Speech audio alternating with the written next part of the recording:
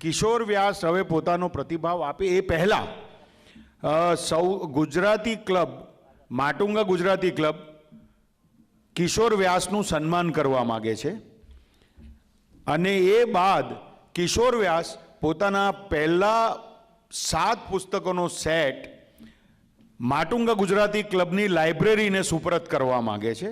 This is a beautiful gesture. Both are very beautiful gesture and please applaud.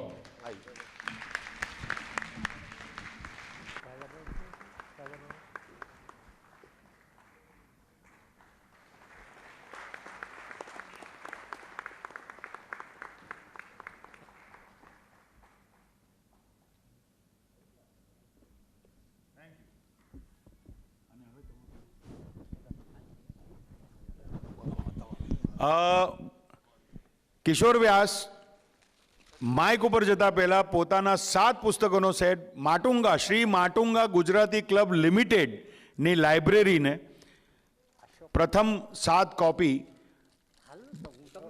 અશોકભાઈ, હા આવો.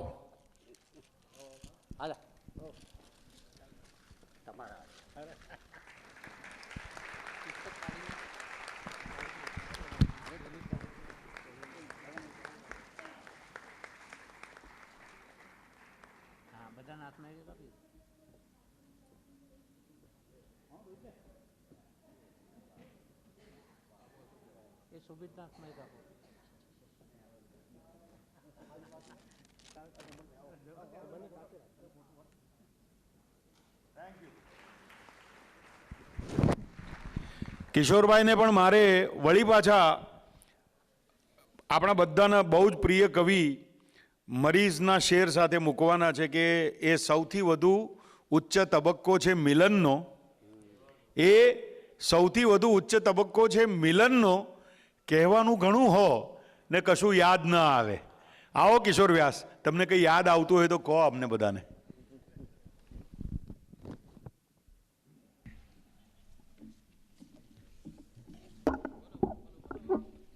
આ બરાબર હશે ભાઈ? હા, ઓકે. કોઈ પણ ઔપચારિકતા વગર મારે 2 શબ્દો કહેવા છે, એ હું કહું છું. આજનો દિવસ મારા જીવનનો શ્રેષ્ઠ પ્રસંગ છે, એમાં 2 મત નથી. અને એના 2 કારણ છે. એક તો મારા 7 પુસ્તકોનું વિમોચન થઈ રહ્યું છે અને બીજું કારણ એ કે આજે મારા પરિવારજનો મારા મિત્રો બની ગયા છે અને મારા મિત્રો મારો પરિવાર બની ગયા છે.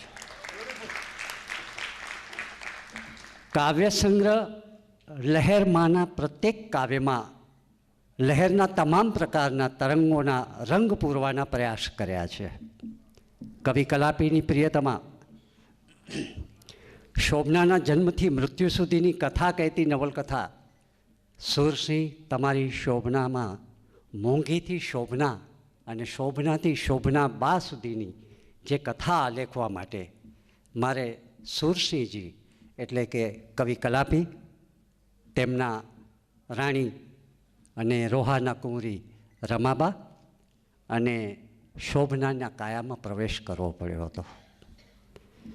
ત્રણેયના હૈયાની વેદના અને સંવેદના અને ખોબલા ભરી ભરીને એ નવલકથામાં મેં ઠાલવ્યા છે. 6 લઘુનવલના સંગ્રહ કથાકથન એને મેં વેદના, સંવેદના, પ્રેમ અને શૃંગારથી શણગાર્યા છે.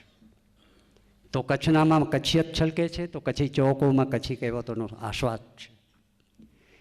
ઇરશાદમાં કવિ અને શાયરોને એક મુશાયરાના ઢબે આમંત્રી અને તેમની રચનાઓનો મેં રસાસ્વાદ કરાવ્યો છે.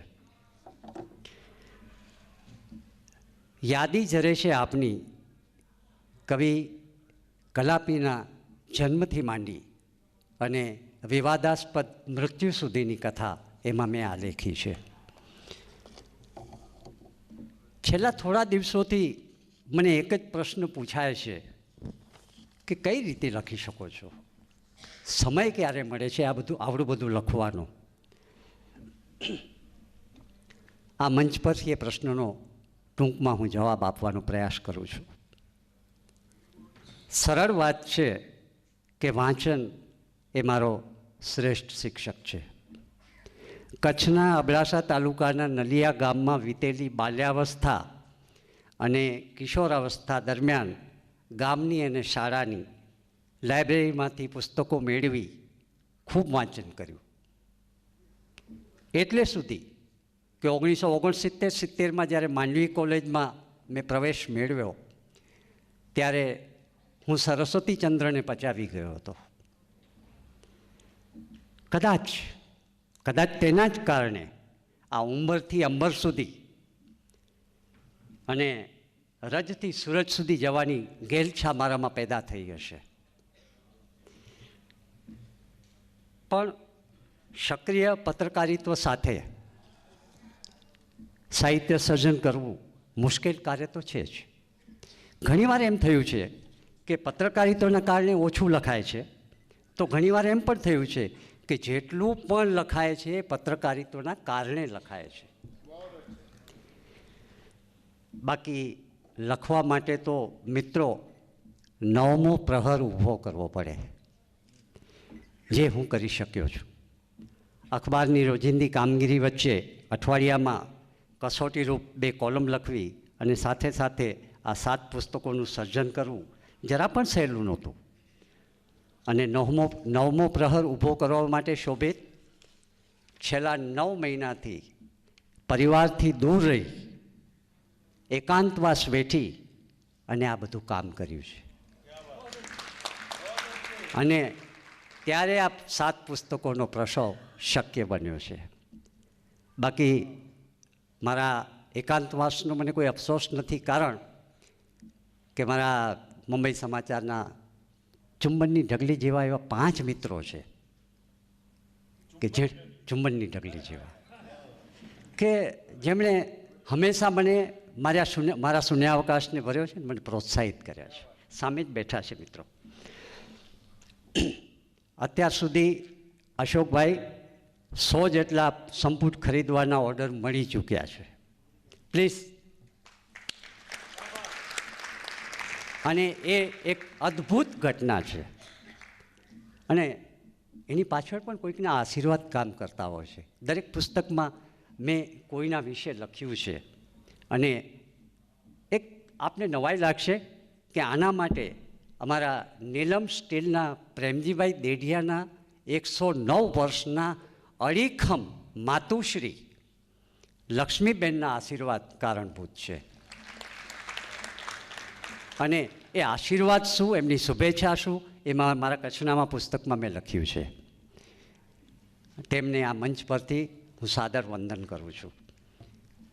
મારા મિત્ર સ્વર્ગસ્થ કહેવા જીભ નથી ઉપડતી, પણ નવીનભાઈ જોઈસરના સાહિત્ય પ્રેમની યાદગીરી રૂપે તેમના પત્ની પુષ્પાબેન અને પુત્રી જિજ્ઞા જોઈસરે મારા રિસર્ચ પુસ્તકને પોતીકું બનાવ્યું એ એક પ્રોત્સાહક ઘટના છે. શાળાના સહાધ્યાયી ધીરેન્દ્ર શાહની નજર કચ્છી ચૌક પર ઠરી, તેમણે તેને અપનાવી લીધું. તો કચ્છ જિલ્લા ગ્રામ્ય વિકાસ સમિતિ ગોધરા કચ્છનામા પર ઓવારી ગઈ. અને બહુ મજાની વાત એ છે કે જે કોલેજમાં મેં પ્રથમ કાવ્ય લખ્યું અને પાદપુરની સ્પર્ધામાં પ્રથમ આવ્યું, એ કોલેજના પ્રિન્સિપલ અત્યારે અમેરિકા છે. એમણે સોશિયલ મીડિયા દ્વારા જાણ્યું કે 7 પુસ્તકોનો સંપુટ મારા સ્ટુડન્ટનો વિમોચન થઈ રહ્યું છે, ત્યારે એમણે ખાસ ફોન કરી અને મને શુભેચ્છા અને આશીર્વાદ પાઠવ્યા. આ મારી ઉપલબ્ધિ છે. લાઠીના ઠાકોર સાહેબ, હાલના ઠાકોર સાહેબ અને કલાપીના પ્રપૌત્ર કીર્તિકુમારસિંહજીનો સંદેશો મળ્યો અમારા મિત્ર રાજેશ પટેલ દ્વારા. ટેલિફોન પર વાત થઈ. શોભના વિશે નવલકથા બહાર પડી શકે એ એમની કલ્પના બહારની વાત. એ લખાઈ એના માટે એમણે હર્ષ વ્યક્ત કર્યો અને બધા પુસ્તકોની પ્રત એમણે મંગાવી. હું એમનો પણ આ ક્ષણે યાદ કરીને આનંદ અનુભવું છું.